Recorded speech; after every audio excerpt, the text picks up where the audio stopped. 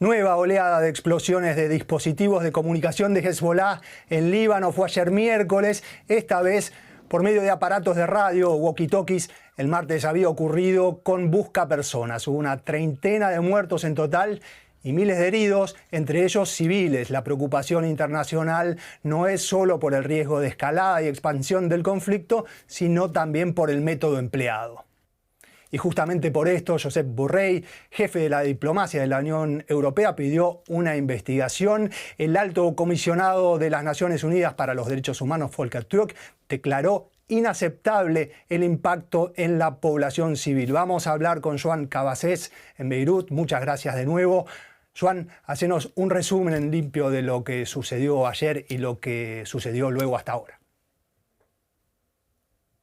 Hola, ¿qué tal? Bueno, como entenderéis, Líbano ya estaba ayer sumido en el caos y en la confusión después de que el martes hubiera una gran cantidad de explosiones en todo el país, después de que estos dispositivos de comunicación o buscapersonas se reconvirtieran de repente en pequeñas bombas que atentaron en las manos de milicianos de Hezbollah, pero también de algunos civiles, incluyendo de 2 niños pequeños. De hecho, hay que recordar que hubo 2 víctimas mortales menores de edad. Pero cuando el país estaba ya, insisto, en esta confusión, en el día de ayer, ya lo decíais, hubo una segunda oleada de explosiones, también al parecer a partir de dispositivos electrónicos, y estas explosiones parece ser que eran más fuertes que las del día anterior. Solo hay que recordar las cifras. Ayer hubo 25 personas muertas, además de 450 heridos, pero vemos cómo el nivel de mortalidad fue más elevado que el del día anterior, cuando hubo 12 personas muertas y más de 3.000 heridos, aunque de consideración menor. Todo esto, por supuesto, ha provocado el temor también entre la sociedad civil,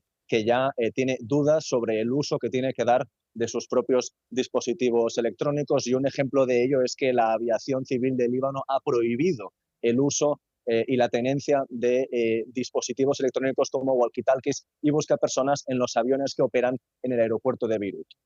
Y luego de la primera oleada de ataques, ayer conocimos las reacciones del gobierno del Líbano y desde Hezbollah también de condena y también de anuncio, promesa o amenaza de represalias que sucedió luego de los ataques de ayer desde este punto de vista, Joan. Bueno, es destacable el hecho de que el gobierno de Líbano, que no es lo mismo que Hezbollah, acusó directamente a Israel, aunque no hubiera pruebas, pero hay que suponer que el gobierno de Líbano encontró o entendió que el contexto bélico hacía que las miradas apuntaran hacia Israel. Hezbollah, por supuesto, también acusó directamente a Israel, aunque no hubiera existencia de pruebas, y además dio una serie de instrucciones a sus seguidores y también a la población en general, que parecían pedir que se abstuvieran de utilizar según qué dispositivos electrónicos. Como estábamos contando antes, hay una suerte de psicosis en el país alrededor de estos dispositivos de comunicación, no solo entre las filas de Hezbollah, sino también entre la población en general. Hay que tener en cuenta que será esta tarde, a las 5 de la tarde, hora de Beirut, cuando Hassan Nasrallah, jefe de Hezbollah, vaya a dar un discurso público, y hay que estar atentos para ver qué decisión, qué dirección toma la milicia en este momento de flaqueza. Joan Cabasés desde Beirut, muchas gracias una vez más. Hasta la próxima. A vosotros. Por una parte, en los medios durante el día de ayer, las repercusiones se centraron en la falla de seguridad de Hezbollah y en lo sofisticado de la operación, pero por supuesto lo vimos, las detonaciones en lugares públicos, civiles heridos, muertos o expuestos. Entonces también surgen voces cuestionando este tipo de métodos. Aclaramos, el ataque se atribuye a Israel. Israel no admite ni niega. La mayoría de los analistas los ven como la hipótesis más plausible y nosotros adherimos a esa hipótesis para el posterior análisis, y vamos a hablar justamente sobre el aspecto desde el punto de vista del derecho internacional humanitario de estos ataques con Alberto Leandro Díaz, que es doctor en Derecho de la Universidad de Buenos Aires y de la Universidad de Würzburgo, aquí en Alemania. Es profesor invitado de la Universidad DITEL en Buenos Aires. Le agradecemos mucho desde ya por estar con nosotros.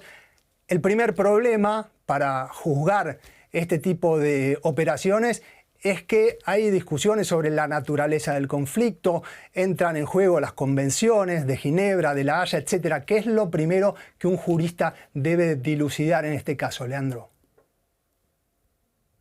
Bueno, en un caso así, en el que un Estado realiza operaciones dirigidas contra personas en el territorio de otro Estado, lo decisivo es determinar si se está en presencia de un conflicto armado, ¿no?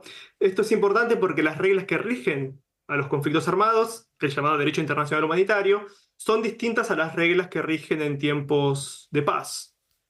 En particular, las reglas sobre el uso de las fuerzas son más permisivas en casos de conflictos armados que en situaciones en las que todavía no puede hablarse de tal conflicto, ¿no? Como ejemplo, una operación militar contra integrantes de un ejército enemigo sería permisible en un conflicto armado. Se podría matar, al menos por regla general, a los integrantes de ese ejército, por ejemplo. En cambio, en tiempos de paz, las cosas son diferentes y solo se permite el uso de fuerza en situaciones de peligros relativamente inminentes. En los demás casos, los hechos deben ser juzgados en los tribunales, no neutralizados mediante el uso de la fuerza, ¿no? Eso es claro.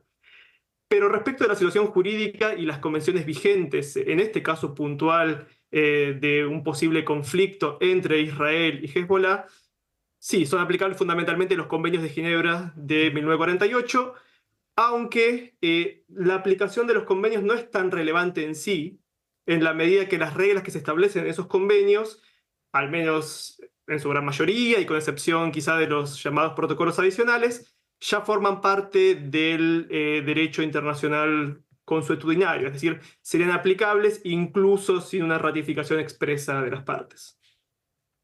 O sea que en este caso el conflicto entre Hezbollah e Israel es un conflicto armado normal o también tiene complicaciones en sí mismo. Es una pregunta difícil. En el año 2006 se discutió la misma cuestión respecto de la llamada Guerra del Líbano de 2006.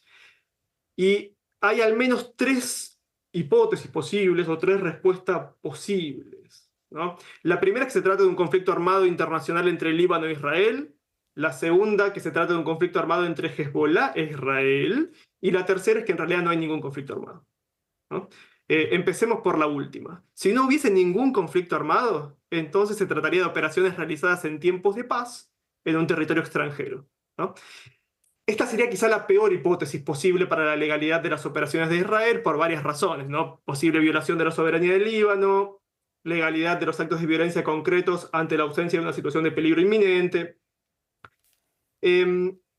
No obstante, yo creo que esta hipótesis es en principio poco plausible, ¿no? Al menos desde el 8 de octubre de 2023 se produjeron múltiples ataques transfronterizos, lo que viene dando lugar a un número importante de muertos y heridos, tanto por parte de Hezbollah como por parte de Israel. Y parecería entonces, ¿no?, que entre Israel y Hezbollah hay alguna clase de conflicto armado. En principio, conflicto armado no internacional, entre Israel como Estado, por un lado, y Hezbollah como grupo armado, por otro. Y para que se pueda hablar de un conflicto armado internacional, se tienen que dar fundamentalmente, al menos desde la perspectiva, ¿no?, del derecho internacional humanitario, dos condiciones. La primera condición es que haya una suficiente organización de las partes, y la segunda, una suficiente intensidad del conflicto, ¿no? La intensidad del conflicto entre Israel y Hezbollah parece ser suficiente, ¿no?, debido a lo que ya dije sobre las operaciones transfronterizas que hubo. Y además, bueno, Hezbollah es un grupo que está en condiciones de llevar a cabo operaciones, que tiene misiles, etc. Lo mismo puede decirse obviamente de Israel, ¿no?, como Estado. Entonces, parecería que hay una clase de conflicto armado no internacional entre Israel y Hezbollah. Y la última hipótesis es que, bueno, también existe un conflicto armado entre Líbano e Israel, que es una hipótesis en principio plausible, pero depende también de varias cosas, ¿no? De si los actos de Hezbollah le pueden ser atribuidos al Líbano, algo que es discutible, y también, por ejemplo, si las acciones de Israel contra Hezbollah en el Líbano pueden ser consideradas como algo así como un ejercicio de fuerza de entidad suficiente, ¿no? Y esto en principio puede quedar abierto porque creo que lo que importa ahora, al menos en principio, es este posible conflicto entre Israel y Hezbollah como conflicto armado no internacional. Y Leandro, en el caso de que se verificara la hipótesis, el escenario más benévolo para Israel, los miembros combatientes de Hezbollah son soldados enemigos para Israel las 24 horas del día, y en todo lugar, lo pregunto obviamente porque Los ataques se produjeron en lugares públicos, cuando estas personas que resultaron afectadas no estaban realizando tareas de combate, o por lo menos las que pudimos llegar a ver. Si asumimos que se trata de un conflicto armado, entonces las operaciones serían en principio permisibles, sí. Lo importante de esta clase de operaciones militares es respetar el principio de distinción entre combatientes y civiles. Está prohibido por el derecho internacional y también por la ética de la guerra realizar ataques que no distingan adecuadamente entre combatientes y civiles, ¿no? En especial está prohibido realizar ataques dirigidos o intencionales contra los civiles. En cambio, si el objetivo de la operación es un combatiente, entonces la fuerza contra ellos es en principio permisible. Está obviamente la cuestión de si los miembros de Hezbollah son algo así como combatientes las 24 horas del día y en todo lugar, que es un poco más difícil, ¿no? En principio, si se tratase de Fuerzas Armadas de un Estado, la respuesta sería que sí, sin dudas, ¿no? Ya que los soldados tienen algo así como un estatus militar. En el caso de los grupos armados como Hezbollah, la cuestión es un poco diferente y se encuentra discutida, ¿no? Si considerásemos a Hezbollah como parte del conflicto armado, entonces la mera pertenencia a ese grupo armado, a Hezbollah, parecería ser suficiente para que puedan ser considerados combatientes las 24 horas, ¿no? Y en todo lugar. Pero no es claro qué significa pertenencia en este contexto y cuáles son los criterios para determinarla, ¿no? Vos mencionaste que algunas de las detonaciones que se produjeron tuvieron lugar en lugares públicos, por ejemplo, en mercados, ¿no? En oficinas, en supermercados, etc. Y ya en la discusión teórica sobre el derecho internacional humanitario y sobre la ética de la guerra no está del todo claro qué significa y a partir de cuándo uno pertenece a la organización, ¿no? Del mismo modo que uno podría pertenecer, por ejemplo, al ejército de un Estado. Pero incluso si no se pudiese, ¿no?, acreditar una pertenencia de un posible miembro de Hezbollah a Hezbollah, también hay que recordar que los civiles pierden la protección, al menos temporalmente, que concede el derecho internacional humanitario cuando participan directamente en las hostilidades, ¿no? Y esto creo que es lo importante. Habría que determinar entonces si ese civil estaba en ese momento participando directamente en una hostilidad de Hezbollah. Bueno, y en muchos casos, o en los que llegamos a ver, no fue justamente este escenario que vos relatás, y la cuestión de los civiles fue la que despertó, obviamente, la condena en el mundo árabe, pero también, como veíamos, la Unión Europea y también Naciones Unidas, el tema de los civiles. Y entonces, con respecto a eso, te pregunto, ¿hace falta contar el número de civiles heridos o muertos o afectados, o da lo mismo eso a los efectos de la legalidad? Esa es una excelente pregunta en términos prácticos, ¿no? Desde el punto de vista legal, desde el punto de vista del derecho internacional humanitario, el número de heridos o muertos de Hezbollah sería en principio indiferente, ¿no? De vuelta asumiendo que se trata de un conflicto armado entre Israel y Hezbollah, ¿no? Pero el número de civiles muertos o heridos sí sería relevante a los efectos de determinar la legalidad de la operación por el ya mencionado principio de distinción entre combatientes y civiles, ¿no? Está prohibido realizar operaciones militares que tengan como objetivo directo a civiles, siempre. Y en el caso de operaciones militares que tengan como objetivo directo, ¿no?, como intención directa, combatientes, la legalidad depende de los llamados daños colaterales. Los daños a civiles no intencionales, sino meramente previstos, no deben ser desproporcionados. ¿Qué significa desproporcionados en este contexto? Es una discusión histórica en el derecho de los conflictos armados, en la ética de la guerra, etcétera, en proporción respecto de qué. Pero con independencia de eso y en términos más prácticos, ¿no?, la respuesta es que sí, importan los números en cuanto a heridos y muertos civiles.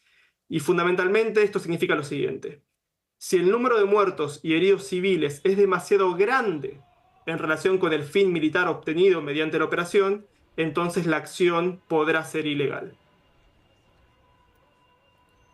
Leandro, y la última, y a una persona del derecho pedirle que prejuzgue de alguna manera un pecado, Pero con el escenario que vos ves, con los datos que tenés, ¿pensás que hay ahí algún punto que pueda originar reclamos de parte del Líbano o de alguna otra nación o de alguna institución contra Israel por estos ataques, por considerarlos crímenes de guerra?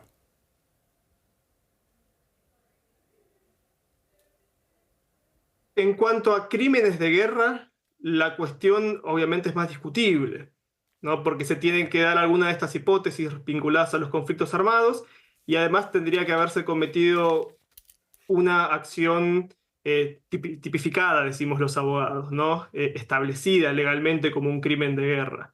Y eso tiene requisitos bastante estrictos. Obviamente, acusaciones puede haber siempre, ¿no? Y de hecho hay acusaciones constantemente en esta clase de conflictos, pero ya la acreditación concreta en un proceso de un crimen de guerra es una cuestión mucho más compleja y por eso esta clase de acusaciones, al menos desde mi perspectiva, no deberían ser realizadas de modo apresurado. Leandro Díaz, desde Würzburgo, aquí en Alemania, muchísimas gracias por tu tiempo y por participar y hasta la próxima. Muchas gracias por la invitación.